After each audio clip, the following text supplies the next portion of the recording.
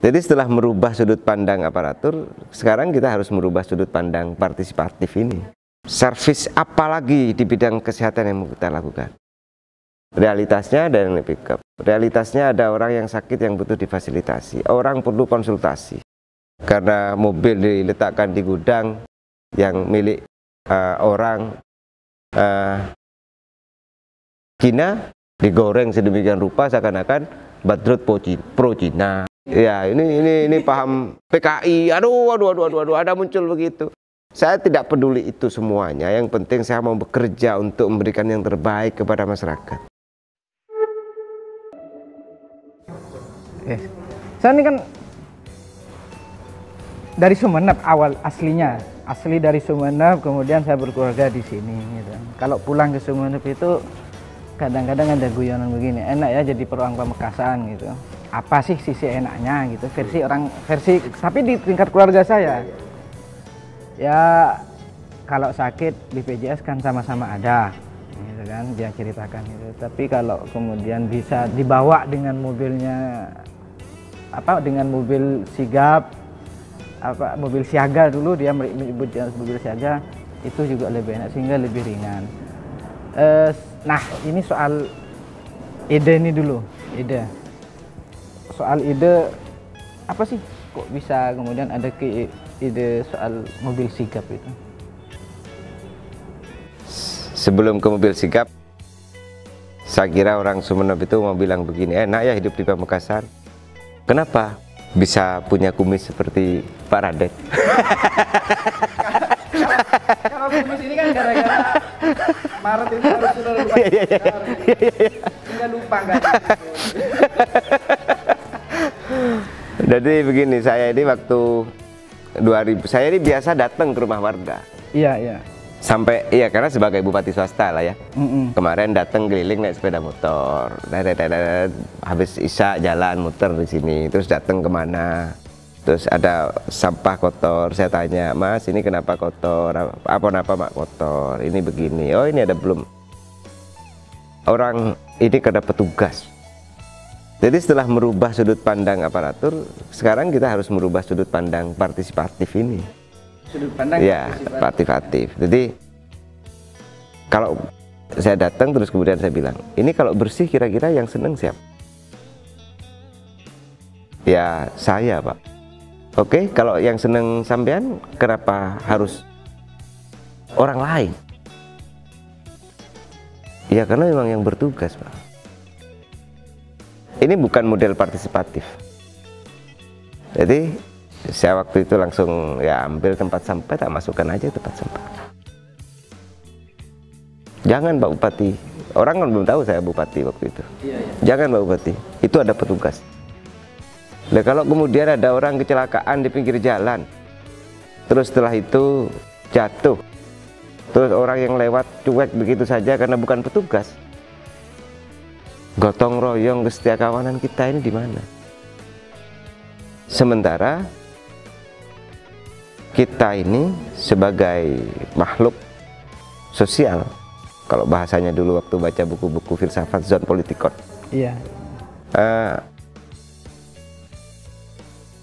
empati, kepedulian, Cancut Taliwondo kalau bahasa Jawanya, bergandengan tangan untuk kalau ada paku di pinggir jalan itu ya tidak harus nunggu petugas kebersihan, ya kita bersihkan, akhirnya ya bisa menjadi bersih. Nah partisipasi begitu, saya jalan, saya sering begitu, saya sering on the spot datang. Banyak beberapa pejabat yang ajak. Kemarin saya telepon Pak Camat, tak ajak keliling. Terus telepon siapa, ayo jalan, ayo, kadang sendirian. Saya jalan beberapa orang di desa-desa itu Mas, naik pickup ke rumah sakit. Ke rumah sakit. Ya keluarga saya juga di Sumeneb kemarin waktu sakit karena nggak ada mobil, naik pickup. Ini manusia. Di mana sisi kemanusiaan kita? Sementara kembali ke yang awal, pemerintahannya harus memberikan servis. Servis apa lagi di bidang kesehatan yang mau kita lakukan? Realitasnya ada yang pick up. Realitasnya ada orang yang sakit yang butuh difasilitasi. Orang perlu konsultasi. servis ini caranya mudah bagaimana? Akhirnya kita buat, gimana kalau kita buat nomor telepon yang tidak 112, yang khusus Pamekasan, semua orang mendapat pelayanan, servis dari pemerintah, mudah, cepat, gratis. Itu gagasan pertama. Saya ngundang beberapa orang. Saya punya keinginan Pamekasan di bidang kesehatan dapat punya layanan mudah, sehat, gratis. Rumah sakit kita upgrade, puskesmas kita upgrade. Akhirnya dari diskusi itu saya menawarkan gagasan, gimana caranya semua rumah di kabupaten ini harus ada nomor telepon, 1 atau 2 nomor telepon yang orang telepon kapan saja bisa konsultasi kesehatan. Kalaupun harus dijemput, bisa langsung dijemput. Baru setelah itu muncul program PCC, Pamekasan Call Care. Tempatnya di pendopo sini, 24 jam dijaga oleh orang. Nomor telepon itu, orang nomor telepon itu dijaga. Betapapun dinamikanya, fitnahnya luar biasa. Karena mobil diletakkan di gudang yang milik orang Cina, digoreng sedemikian rupa seakan-akan Badrut pro Cina gitu. Itu dinamik, dan saya sabar atas semua itu karena saya ikhlas atas semua itu, karena menurut saya kalau saya marah-marah rasanya malu ke Rasulullah. Rasulullah bukan hanya dihina oleh orang yang bersyahadat, orang yang belum bersyahadat menghina, marah-marah, tapi tidak pernah membalas. Apalagi orang yang bersyahadat saya terus mau balas. Atas dasar apa saya membalas? Saya doakan mudah-mudahan dapat hidayah, mudah-mudahan dapat pertolongan. Itu aja sudah. Oke. Itu kan antar jemput ya, antar jemput. Kan kalau warga ya secara nasional itu kan memang ada BPJS ya, iuran BPJS. Nah, termasuk ada iuran BPJS yang dibiayai oleh daerah gitu kan. Kira-kira semoga Pak Bupati hafal ya, ada berapa nih warga Pamekasan yang menggunakan BPJS yang iuran daerah dan BPJS mandiri gitu? Ya.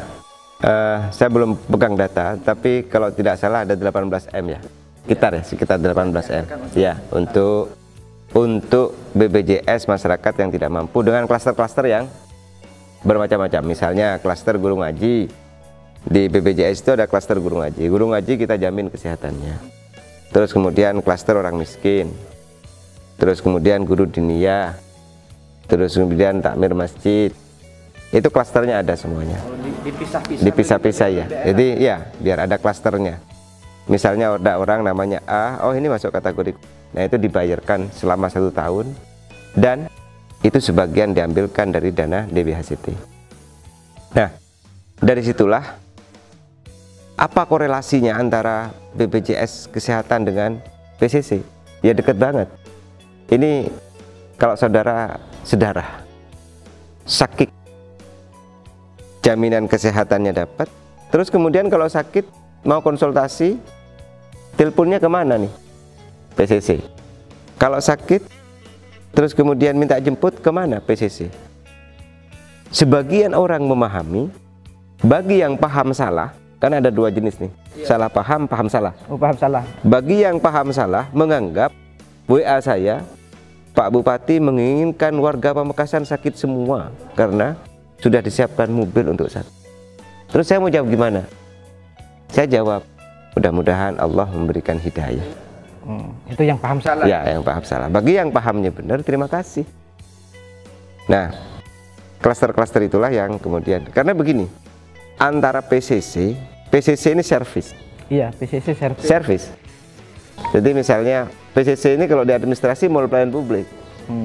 Servis, orang bisa telepon konsultasi, misalnya saya demam Pak, apa yang harus saya lakukan pertama? Pak saya ini sedang batuk, apa yang harus saya lakukan pertama? Pak saya ini sudah nggak kuat, saya minta dijemput. Itu dari PCC? Ya. Terus kemudian setelah nyampe rumah sakit, puskesmas, saya sedang mulai kemarin betapapun sangat berat ya. Iya. Saya pengen sekali orang datang ke puskesmas itu disambut dengan Assalamualaikum, katipun apa kabar, songkan pon apa, sakit apa Pak, apa kabar, sakit apa yang bisa dibantu. Karena katanya Ibnu Sina, kekhawatiran itu sebagian dari penyakit, dan ketenangan, kebahagiaan sebagian dari obat. Menyambut orang dengan senyum, salam, sapa, dan menanyakan apa kabar, itu akan lebih membuat orang bahagia. Iya. Nah, pengen rasanya segera, karena pandemi ini ya. Iya.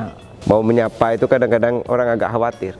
Sudah takut. Iya, sudah takut duluan. Nah, ini kemarin sudah berjalan di rumah sakit. Sekarang karena kredit begini, bisa saja di layanan yang lain berjalan, di layanan IGD-nya belum berjalan karena datang kadang-kadang panik. Nah, saya pengen servis pemerintahan ini tidak hanya di urusan ini. Akhirnya kita menjemput bola servis, menjemput servis. KTP KK datang ke desa-desa, langsung foto di situ, langsung perekaman di situ, langsung nanti diantar layanannya ke situ. Kenapa begitu? Kita ini sering menyepelekan hal-hal kecil, Mas. Saya cerita ya, hal kecil yang dianggap sepele. Kita ini punya KTP Indonesia ini harus bersyukur. Berarti negara telah mengakui bahwa kita ini warga Indonesia. Warga Indonesia.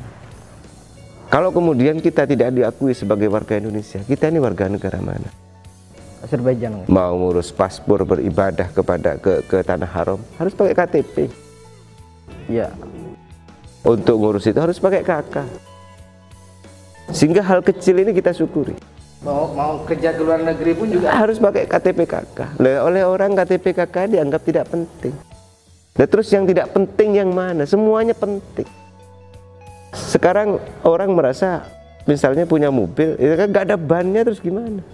Iya, iya. Nah, semuanya penting, sehingga saya selalu bersyukur, alhamdulillah masih diakui sebagai warga. Dan Indonesia ini negara yang paling indah. Saya sudah keliling ke beberapa negara di dunia. Indah banget.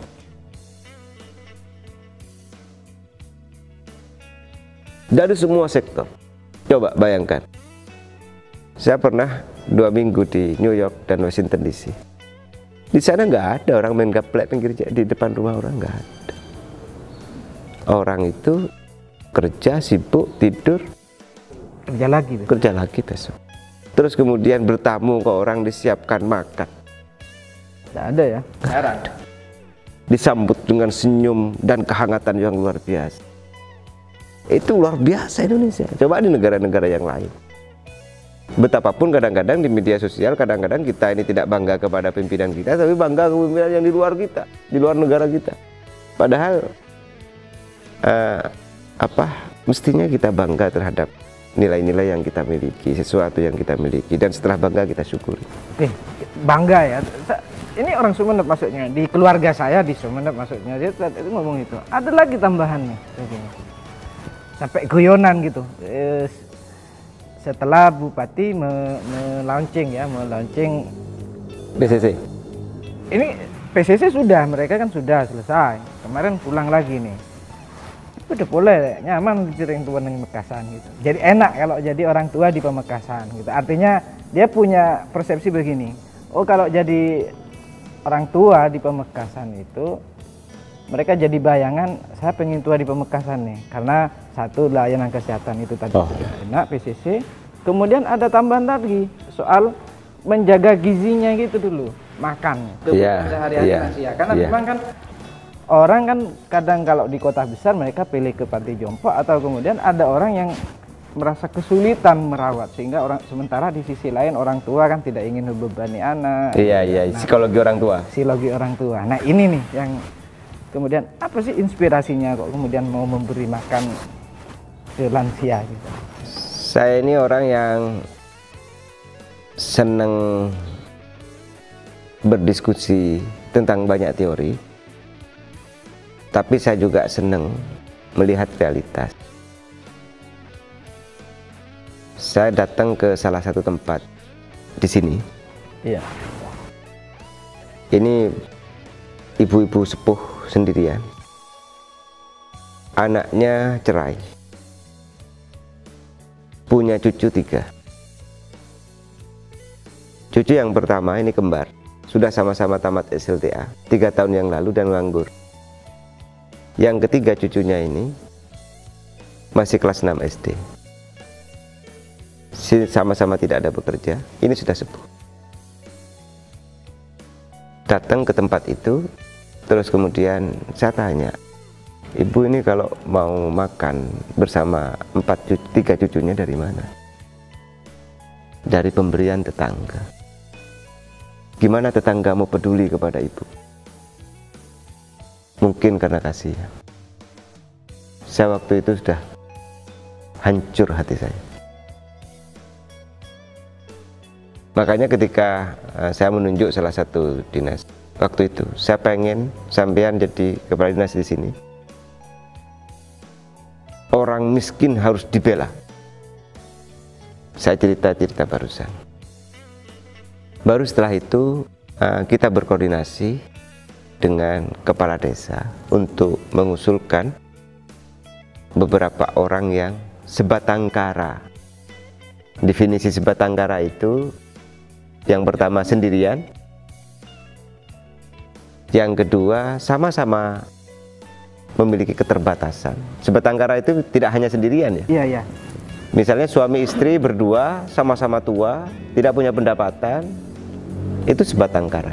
Definisi kita. Ya, definisi yang dibangun. Yang dibuat di kita. Iya, Termasuk sebatang kara itu adalah ibu yang bersama 3 cucunya yang sama-sama tidak bekerja. Akhirnya dirumuskan, ditelaah, diverifikasi, muncul pertama 4.000 sekian. Ya. Orang sebatang kara atas usulan dari beberapa stakeholders, mulai Pak Kades, mulai orang mengusulkan. Setelah itu kita hitung 4.000 itu kalau diberi tambahan makanan bergizi dan asupan gizi yang cukup, kira-kira berapa miliar dalam berapa juta dalam sehari kali tahun. Tinggi banget, anggaran kita tidak cukup. Baru kemudian kita verifikasi faktual lagi oleh tim fasilitator, oleh pendamping, ketemu 600 sekian. Pertama 1.000, verifikasi lagi deh, bener enggak? Akhirnya ketemu 620-an lah ya. Dari 620-an itu baru kemudian kita petakan, ini makanannya apa Pak Dinas Kesehatan, yang sehat untuk ibu-ibu sepuh ini apa? Karena sebagian, kenapa begitu? Karena pembangunan sukses itu tidak hanya melalui akal sehat, melalui konsep, melalui RPJMD, tapi doaul fuqara, doanya orang fakir, miskin, panti jompo ini akan diterima oleh Allah. Sehingga saya ini kadang-kadang brebes mili bahasanya orang Jawa, agrebes ing mata. Ketika ada orang yang sudah sepuh sambil pegang makanan, sakalangkong Pak Bupati, tidak terima kayak itu Pak Bupati, gimana kita gak tersentuh itu? Sementara di sisi lain ini pencitraan. Emang gue pikirin mau pencitraan gak pencitraan? Lagi yang bisa dikategorikan, oh ini pahamnya sosialis ini. Ya, ini paham PKI. Aduh, ada muncul begitu. Saya tidak peduli itu semuanya. Yang penting saya mau bekerja untuk memberikan yang terbaik kepada masyarakat. Jadi itu soal lansia itu tidak seluruh lansia ya? Nah, akhirnya ada 600, ada 200 sekian yang belum. Dari yang dapat itu 400, anggaran kita cukup 400. Baru kemudian ada 600 sekian, ada 200 sekian belum dapat.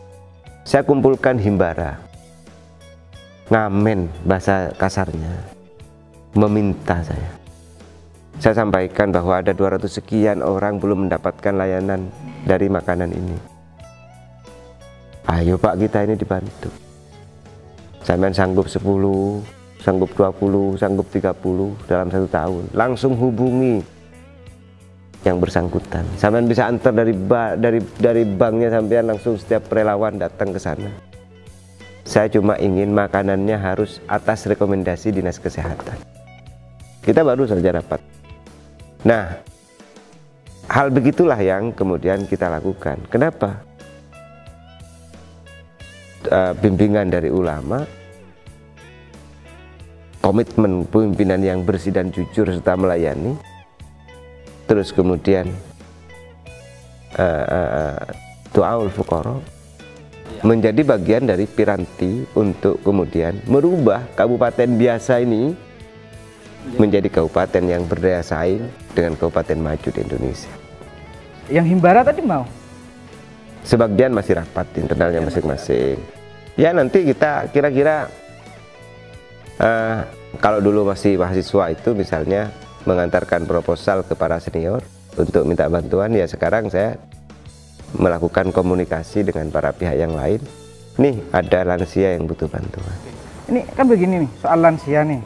Kadang semua orang memasukkan ini lansia kok nggak dapat, ini lansia dapat. Itu kan ada banyak kategori nih sebenarnya. Ya. Ada PKH plus gitu. Iya. Itu sudah diverifikasi. Sudah. Jadi ini program lansia ini orang yang belum mendapat program-program yang lain. Karena kalau program-program yang lain itu diterima, akhirnya numpuk di satu tempat. Jadi misalnya ini ya, ini dapat program ini, dapat program ini, dapat program ini. Kenapa kita akhirnya membuat nomor call WA Center itu?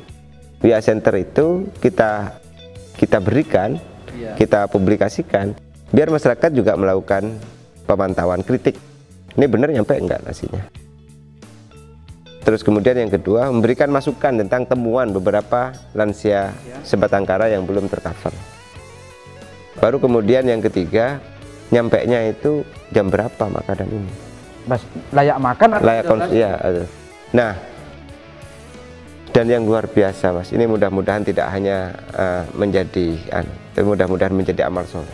Coba bayangkan, para pengantar makanan ini, dia harus nyampe jam 8 atau jam 7 ke tempat para lansia Sebatangkara. Berarti kalau rumahnya agak jauh, dia berangkat jam 5. Satu pengantar itu bisa cover berapa? Ya, bisa, bukan desa, orang. Ya kalau bisanya mengcover 10 orang, mengcover 20 orang, itu secara teknis ya, teknis banget tuh. Berarti kan harus sekarang kalau hujan, musim hujan, mereka pakai motor. Iya, pakai motor. Artinya apa? Pejuang sebenarnya ya beliau-beliau yang mengantarkan makanan. Baru tidak hanya diantarkan, tapi ada pemantau nih. Bener nggak? Dan itu kalau difoto nanti makanannya. Artinya apa? Berlapis lah kita ini. Untuk tepat sasaran. Ya, untuk memastikan bahwa tidak hanya send, tidak hanya terkirim, tetapi memastikan sampai. Memastikan sampai. Jadi kalau di WA itu kira-kira kalau terkirim itu centang 2 apa enggak ini? Sudah dibaca enggak? Gitu kira-kira. Oke. Nih Pak Bupati, kan ada soal lansia nih. Kan sekarang dari sisi Adpenduk tadi kan, pelayanan Adpenduk itu kan ada lansia nih yang Sebatangkara sehingga mereka tidak memiliki KK dan KTP tadi. Karena anaknya sudah bikin KK terpisah. Kemudian ya, saya paham maksudnya. Ini gimana nih memfasilitasi? Ya itu kenapa kita di program Dukcapil itu ada menjemput, mendatangi orang. Jadi misalnya ya kan sudah ada layanannya semua. Orang tinggal telepon, Pak ini di sini dicatat ada orang yang belum punya KTP, belum punya KK, dicatat. Baru setelah itu didatengin, difoto di situ. Yang luar biasa itu kemarin di desa ya gotong-gotong gitu, terus kemudian difoto bareng-bareng, terus kemudian dilengkapi semua, dan setelah itu jadi di sini KTP diantarkan. Oh, jadi sudah ada upaya itu semuanya agar sudah berjalan.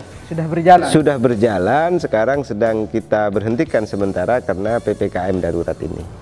Karena PPKM darurat. Iya. Oke. Ini season 3 kita ke PPKM darurat.